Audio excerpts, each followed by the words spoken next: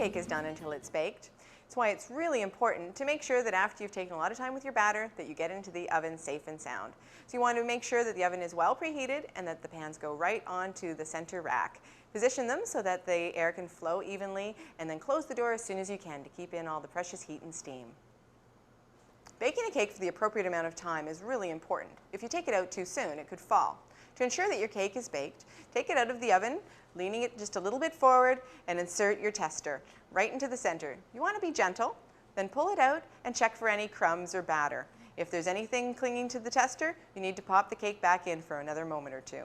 Although we always try to include cooling instructions on our Betty Crocker packaging, it's important to know how to check to see if something's cool on your own.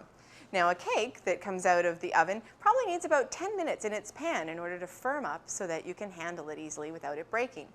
You'll know it's at the right temperature because if you can put your hand on it without being burned, it's time. When you want to turn it out onto the rack, just use your hand to gently guide it. And if you have parchment paper, it might have clung to the cake, so you might have to peel this off the cake. If it stayed in the pan, that's fine. You can just put that away and clean it up later.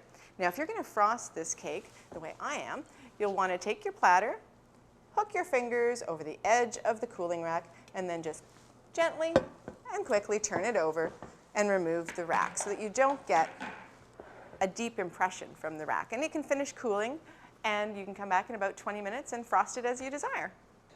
Ideally, cookies only need to cool on their pan for about 1 to 2 minutes. In fact, you want to get them off the pan and onto a cooling rack soon so that they can become crisp and so that you can stop the cooking process.